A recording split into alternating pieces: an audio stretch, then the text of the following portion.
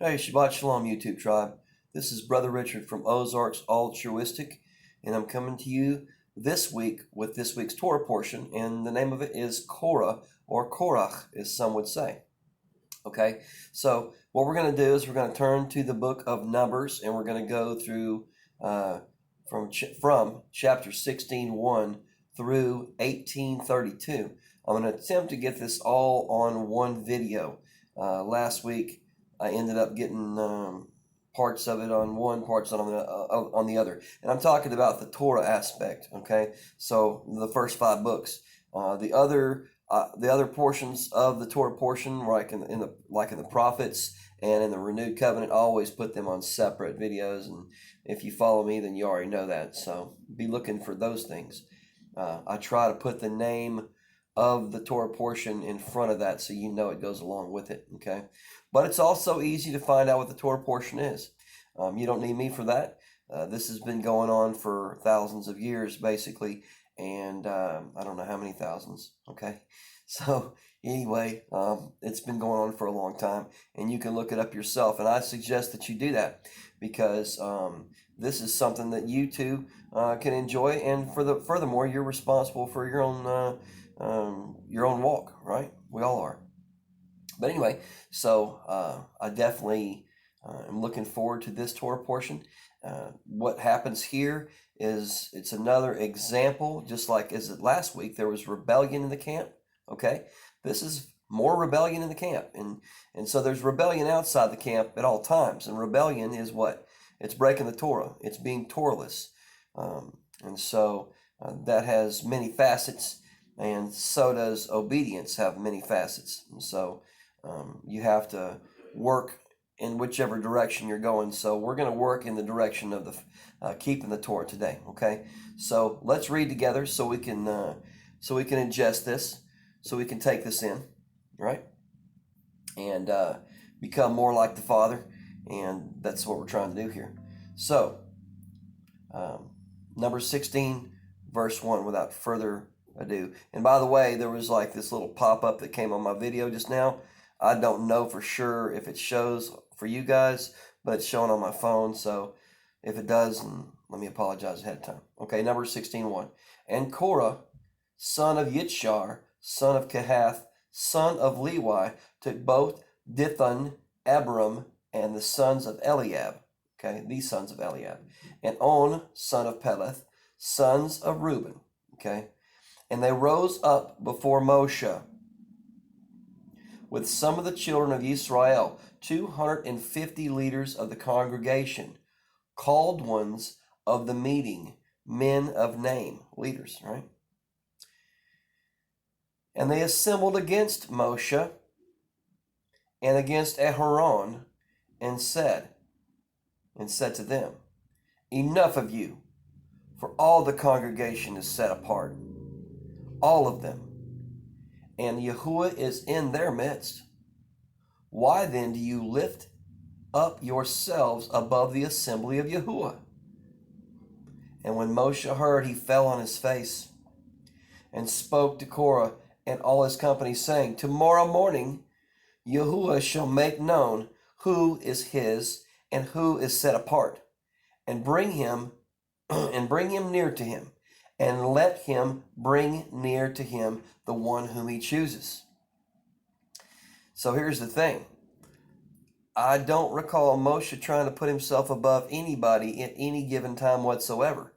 What seems to happen in life, period, is the Father takes and he puts leaders in certain situations based on their experience in life. Key words, experience in life, okay? And so Moshe had a lot of experience in life, okay? Therefore, he was the leader, and he was also the most humble individual on the whole face of the earth at this point, okay? And so the Father chooses people, and it's not a glorious position by far, and anyone who has ever been a leader of any sort will be able to attest to that. And so what it looks like from the outside to other people, because of jealousy or rebellion, is a whole different aspect for what it looks like and feels like from the inside. You can be sure of that. Okay. So anyway, Yahuwah chose Moshe, and Moshe didn't choose this. As a matter of fact, he even spoke to the fact that he didn't have good wording, good speech. Okay, and that's why Yahuwah actually made room for Aharon as well. Okay, and said that, well, he can speak. Okay, so let's go on. Numbers 16:6. Do this. Take fire holders, Korah, and all your company, and put fire in them, and put incense in them before Yahuwah tomorrow. And it shall be that the one whom Yahuwah chooses is set apart one. Enough of you, sons of Levi. So these folks are also of the tribe of Levi. Okay, so they're kind of trying to make their stand. The Father's already given them what they're supposed to be doing, but it sounds like they want to come out of their natural state from what they were chosen to do. And dadgummit, man, that sounds like the fallen angels, doesn't it?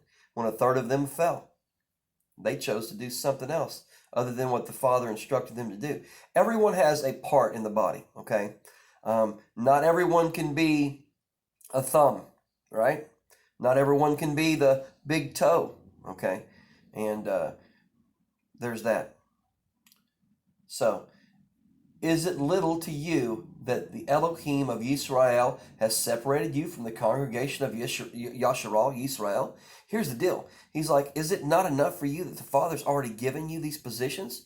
Important positions, by the way, the Levites were given. Levites, okay? To bring you near to himself, to perform the service of the dwelling place of Yahuwah, and to stand before the congregation to serve them. How freaking amazing! Sometimes it's just not enough for some folks. We have to guard ourselves against that. Richard has to guard himself against things like that. Father gives me things. I'm very appreciative. Of course, I always want to know more about the Father's word, so I actually spend the time and the effort to do that, okay? And that he has brought you near to himself, you and all your brothers, the sons of Levi with you. Yet you seek the priesthood as well? Be satisfied, okay? Your lot in life. The Father has given you your lot in life. The Father has given me my lot in life. I'm to be satisfied with that. Therefore, you and all your company are set against Yahuwah. See, speaking against Moshe, speaking against Yahuwah. And Aharon, what is he that you grumble against him?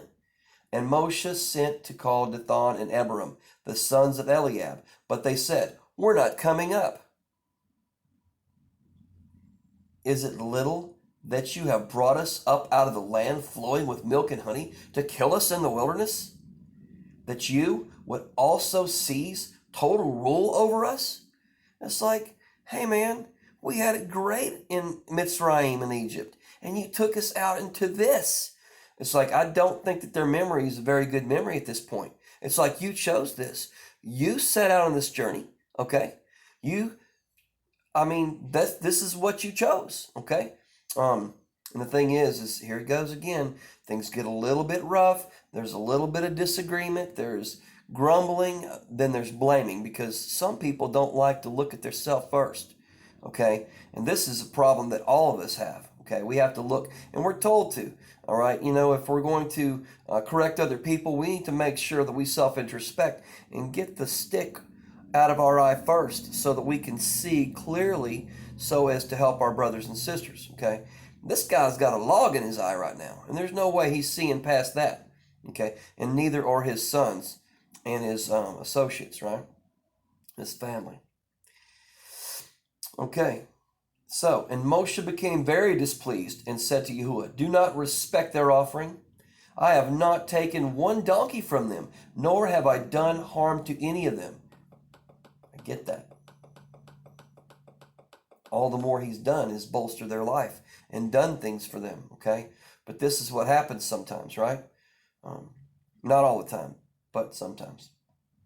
Then Moshe said to Korah, tomorrow you and all your company shall be there before Yahuwah, you and they and Aharon, and take each one his fire holder, and you shall put incense in it, and let each one bring his fire holder before Yahuwah. 250 fire holders, and you and Aharon, each one with his fire holder. Man, right then and there, my thoughts keep on going to, what did the Father tell you to do? Okay. So each took one of his fire holders and put fire in it and laid incense on it and stood at the door of the tent of meeting with Moshe and Aharon. Golly. And Korah assembled all the congregation against them at the door of the tent of meeting. Then the esteem of Yahuwah appeared to all the congregation. Doesn't sound like fun to be a leader, okay? Doesn't sound like Moshe was having fun and really just mastering over people, okay? Sounds like more like he was getting abused verbally, and there's that, okay? And Yahuwah spoke to Moshe and Aaron, saying, separate yourself from the midst of the congregation, and let me consume them in a moment.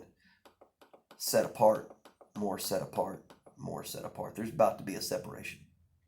And there's going to continue to be separations. But they fell on their faces and said, O Elohim of the spirits of all flesh, when one man sins, are you wroth with the whole congregation, with all the congregation? And Yahuwah spoke to Moshe, saying, speak to the congregation, saying, move away from around the tents of Korah, Dathan, and Abiram. Move away from them, okay? So you separate yourself from situations like this, because what happens is a little bit of leaven leavens the whole lump. So one little bit of poison in the camp can completely destroy the fellowship of the entire camp, okay? And what? They're not going to shut up. They're going to go and try to get support. They're going to go and say, yeah, Moshe's like, he's telling you what to do, man. You're the man of your own house and stuff like that. And, you know, just those little seeds of discontent. And so that's what they went around doing. And so this is the result of that, because you know what, the Father picks the leaders, okay? The Father puts people through things in their lives that makes them the leader to begin with, okay? You may get what you want, but you may not want what you get. And here we're going to continue with that, okay? This is a good example of that. And he spoke to the congregation, saying, please turn away from the tents of these wrong men. Wrong is comparable to sinful, okay? Rebellious. All those words we talk about, okay? Do not touch the unclean thing. Do not touch whatever belongs to them, lest you be consumed in all their sins. So you have to completely separate yourself in every aspect from even the things that belong to them. Why? And I'll tell you why. Because a lot of times these kind of individuals, not only do they go around spreading seeds of content, but like little octopus tentacles, trying to give you things, trying to involve you in their life to where you're entangled with them, okay? And that's what it sounds like. This is the kind of deal, okay? Then they moved away from around the tents of Korah, Dathan, and Abiram. And Dathan and Abiram came out and stood at the door of their tents with their wives and their sons and their little children. I mean, this is the whole thing, man. That's scary, because you know what I would think about this right here? Brother Richard, pay attention to detail, because if you act like an ass, like these individuals right here, not only is it going to destroy me, Sister Nicole, it's going to destroy all of my sons and my daughters, and it's going to destroy my grandchildren, okay? So we have some responsibility that we don't even think about a lot of times, because I think today is more me, myself, and I, okay? Me, myself, and I. Okay, that's a lot of the conversations that you will come in contact with if you listen closely enough to folks. Okay, and in that case, run like hell. Okay, so let's go. Then they moved away from around the tents of Korah, Dathan, Abiram, and Dathan and Abiram came out and stood at the door of their tents. I'm going to repeat this. With their wives, their sons, and their little children. And Moshe said, By this you know that Yahuwah has sent me to do all these works, that they are not from my own heart. This is coming from Yahuwah. If these die as all men do, or if they are visited as all men are visited, then Yahuwah has not sent me. But if Yahuwah creates what is unheard of, and the earth opens its mouth and swallows them up with all their belongings to them, and they go down alive into the grave, that's scary business, then you shall know that these men have scorned Yahuwah. How do they scorn Yahuwah if in fact these things happen? They rebelled against Moshe. And let me say something else here. So when we talk about Moshe, like for instance in the renewed covenant, there's a statement about, hey, they have Moshe and the prophets to listen to. When we talk about Moshe, if we're not directly reverting towards him, it's talking about the Torah itself. It's talking about the first 5 books of the scriptures. And of course, the prophets prophesy about what happens if you do keep the scriptures and what happens if you don't keep the scriptures. And the renewed covenant is the offering up of the wedding contract, the Torah all over again, teaching you to what? Come close to the Father, like we like to do here, pray, and be obedient, so that your sons and daughters that are obedient as opposed to rebellious, like this individual right here. Sometimes, and a lot of times, men have to be humble, okay? Like Moshe was to begin with. And this helps individuals understand their role a little bit better, okay? The Father will speak to you and He'll let you know what your role actually is. I've had that in my life before. And I encourage you to think about things and pray upon. You can also pray that. Pray and find out what your role is, okay? It's good to go. It'll work for you. If these die as all men do, or if they are visited as all men are visited, then Yahuwah has not sent me. But if Yahuwah creates what is unheard of, and the earth opens its mouth and swallows them up with all that belongs to them, and they go down alive into the grave, then you shall know that these men have scorned Yahuwah. No bueno. And it came to be, as he ended speaking all these words, that the ground under them split apart, and the earth opened its mouth and swallowed them up with their household and all the men with Korah and with all their goods. So they and all those with them went down alive into the grave, and the earth closed over them. Sounds like the water closing onto the Egyptians in the Red Sea after the children of Israel had passed over, right? Bad news.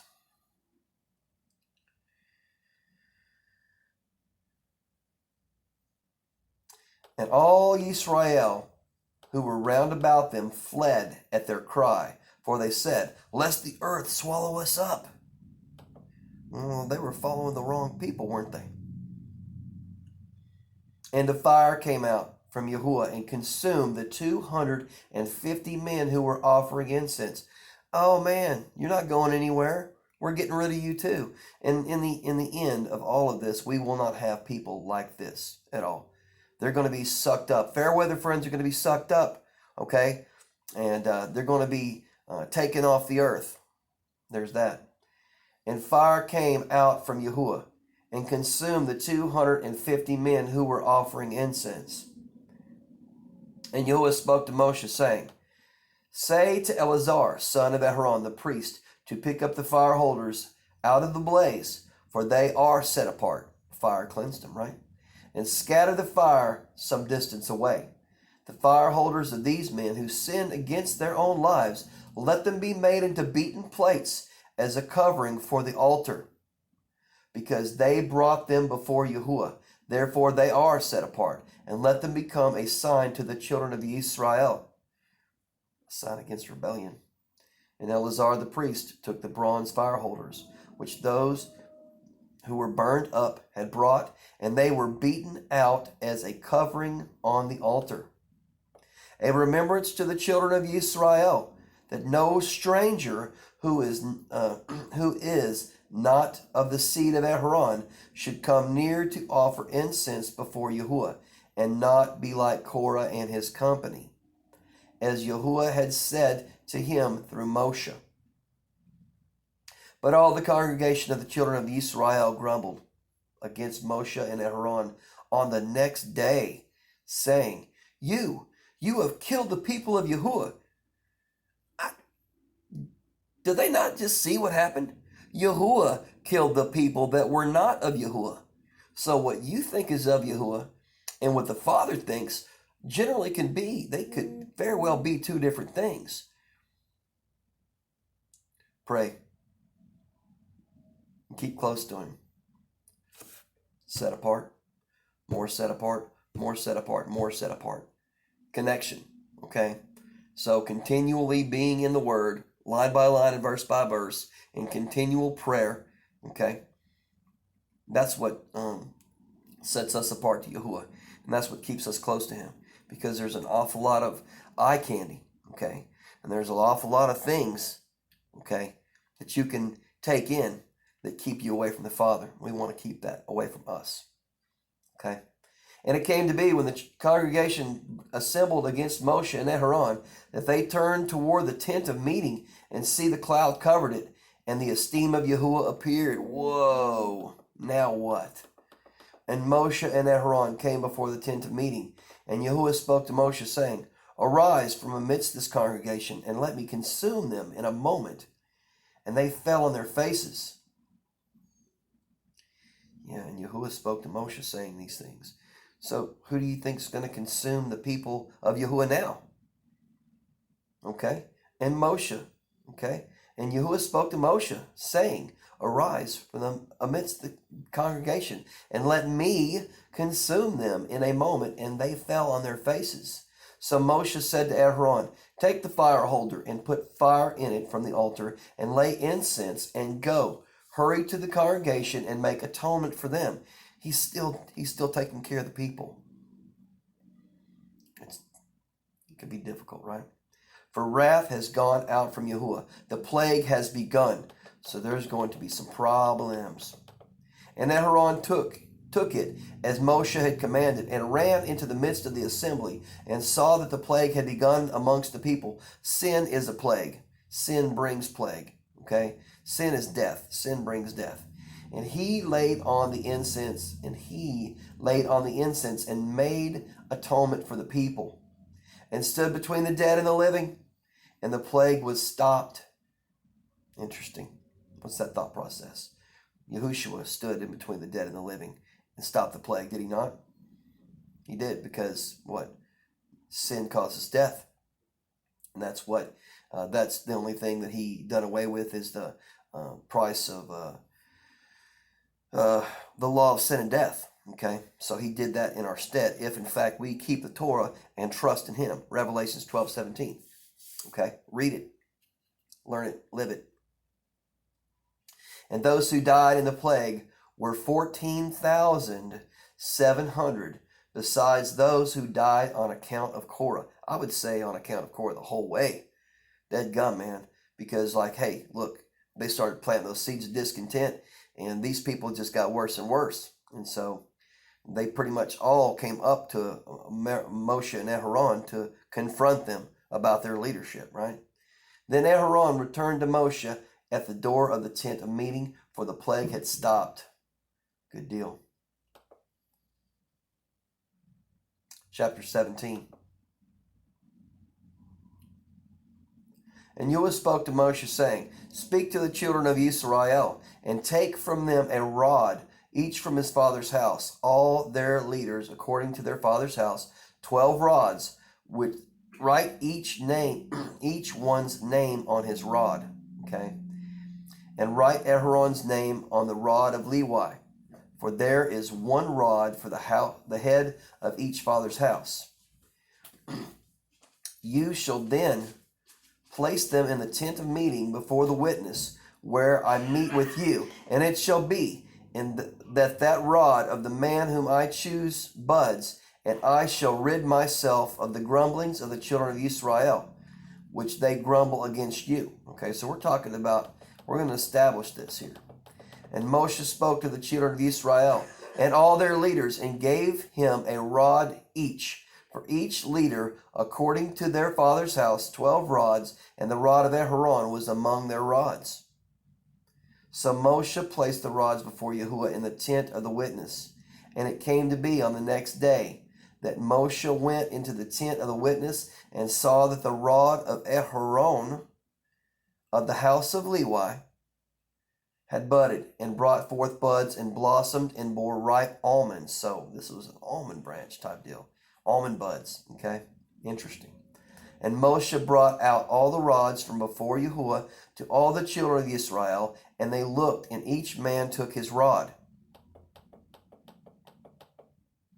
And Yahuwah spoke to Moshe, bring Aaron's rod back before the witness to be kept as a sign against the rebels, so that you put an end to their grumblings against me, lest they die. So this is for them. This is like a reminder for them that this is the people that Yahuwah chose. Abba Yahuwah chose Moshe and Aaron to lead these people because they are selfless. Okay?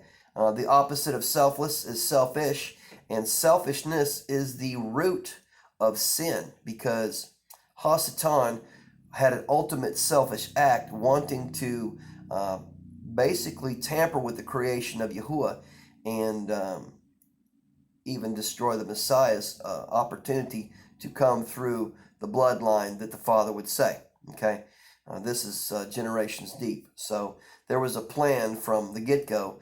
Satan wasn't just trying to destroy Adam and Hawa. He was trying to tamper with all mankind, and they continued to do so. You can look in the book of Genesis, chapters 5 and 6. I referred to that before. Let's see here. So this is for a reminder of the children of Israel, so they wouldn't die. They wouldn't be grumbling against the leadership the Father chose. And Moshe did as Yahuwah had commanded him. So he did. And the children of Israel spoke to Moshe, saying, see, we shall die, we shall perish, we shall all perish. Anyone who comes near the dwelling place of Yahuwah dies. Shall we be consumed to die? Man, that's the wrong kind of fear right there. Except for the fact that, they're doing wrong. You should have fear enough to start with, not to get in that position. You don't go against the Father. You don't go against the written word. You go according to the written word, and you keep your prayers up so the Father hears whenever you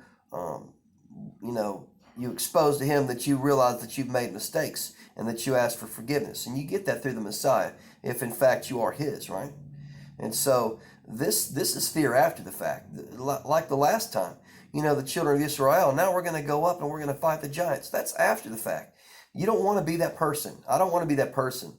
So I like to continually have reminders, like the seat that we wear. Those are reminders. Those are reminders not only not to gather sticks, but those are reminders to keep the commandments of all the whole thing if we can, to the best of our ability anyway. And then, and only then, does the Messiah step in and in our stead.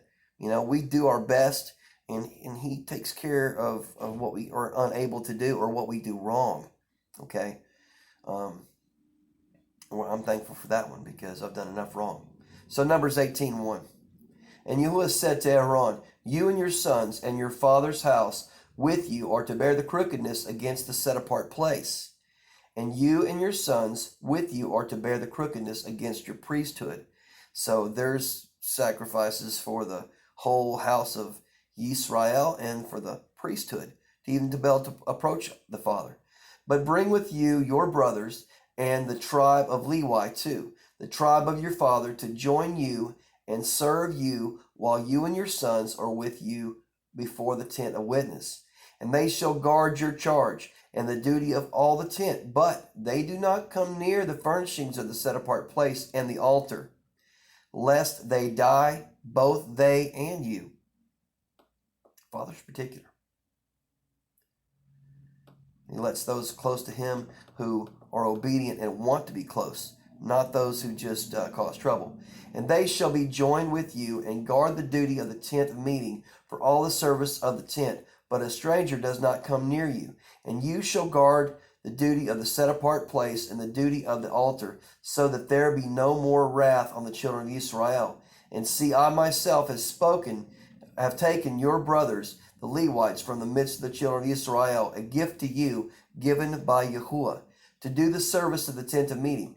But you and your sons with you are to guard the priesthood for matters at the altar and behind the veil, and you shall serve.